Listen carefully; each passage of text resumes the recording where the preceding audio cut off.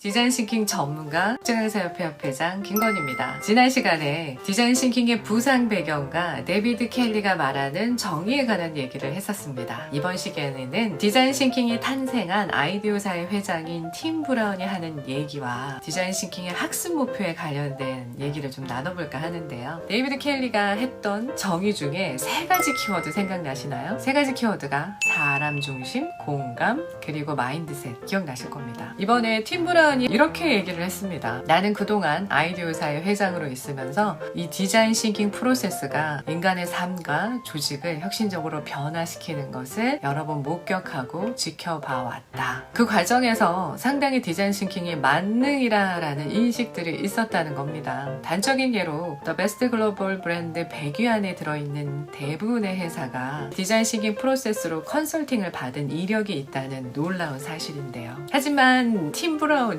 강조하는 것이 하나 있습니다. 디자인 싱킹이 현 시대의 핫 키워드일 수 있어도 만능은 아니다. 심지어 디자인 싱킹은 상당히 많은 연습이 필요하고 실수를 거듭해야 하는 프로세스다. 우리는 그것을 숙달을 향한 여정이다 라고 표현하고 있습니다. 여정이라는 것은 꽤 긴 시간을 의미하는 거죠. 저는 그동안에 수많은 디자인 싱킹 강의를 하면서 이런 생각을 했습니다. 디자인 싱킹은 교육이 아니다. 디자인 싱킹은 100년 전에 어떤 이론, 50년 전에 어떤 평생교육 이론과 접목할 수 있는 이론의 교육이 아니다.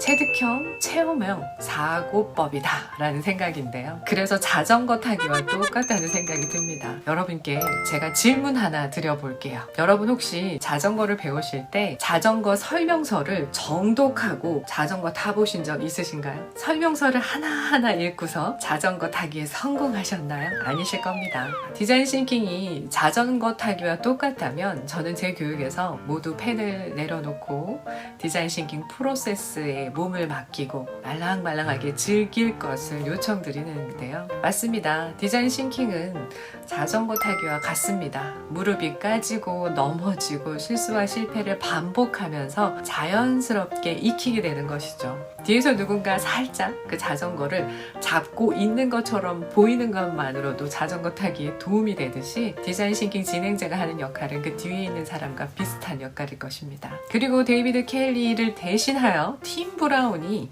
디자인 싱킹에 대한 특징을 6가지나 말한 게 있는데요. 우리나라의 공교육과 상당히 상반됩니다. 그 숙달을 향한 과정을 거치면서 이런 특징들이 있다고 말합니다. 개방적이고 호기심을 유지하며 모호성과 불확실성을 즐기며 능동적으로 협업해서 초심자의 마음 즉 여행자의 시각, 사고의 전환이라고 하는데요. 이것들이 필요하다고 합니다. 하나하나 따져볼까요? 너무 많나요?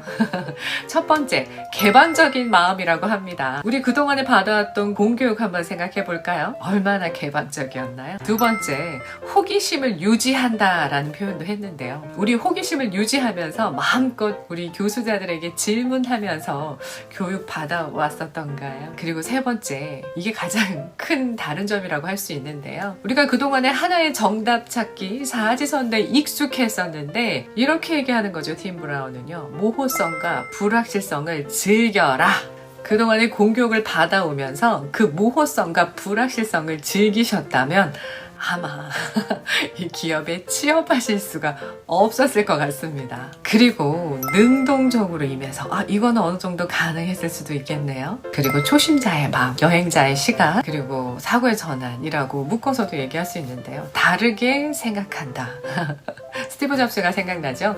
다르게 생각할 수 있는 것, 처음 보는 듯한 곳으로 가서 여행하고 있는 여행자의 마음 같은 것, 사고의 전환이 필요하다는 겁니다. 그 방식을 위해서 제가 교육 때 제일 먼저 하는 액티비티가 있는데요. 70년대 창의력의 대가로 말씀드릴 수 있는 맥킨 박사의 30서클이라는 것들을 합니다. 그 비슷한 것들도 여러 개를 진행하는데요. 그때 대부분 굉장히 본인의 산출물을 주면서 쑥스러워합니다.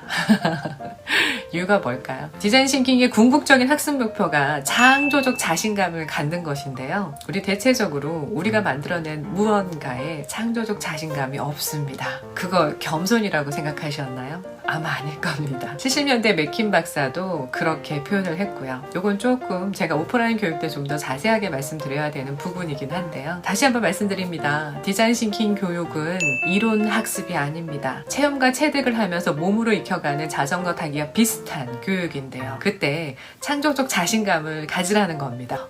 이 자전거를 타다가 내가 넘어지면 아프겠지, 내가 다칠 수도 있겠지, 무릎이 깨질 수도 있겠지 두려워하지 마시고요. 창조적 자신감으로 내가 진행하고 있는 이 핸들을 붙잡고 난 할 수 있다라는 마음을 가진다는 겁니다. 실제로 신제품을, 혁신제품을 많이 쏟아내기도 했고 창조적인 아이디어를 많이 쏟아내기도 한 프로세스이긴 하지만 그것이 목적인 교육이 아니라는 겁니다. 창조적 자신감, 본인이 만들어낸 산출물, 그리고 본인이 확산해낸 사고, 그리고 그 사고들을 수렴하는 과정에서 우리의 해석, 우리 팀의 해석, 나의 해석이 맞다라고 생각하는 창조적 자신감을 가지라는 것입니다. 오늘도 여러분을 디자인 싱킹의 매직, 디팅 매직으로 디팅스러운 하루를 보내시기를 강력하게 응원드립니다. 다음 시간에는 디자인 싱킹 프로세스에 관련된 얘기를 해볼까 합니다. 기다려주세요. 좋아요와 채널 구독은 사랑입니다.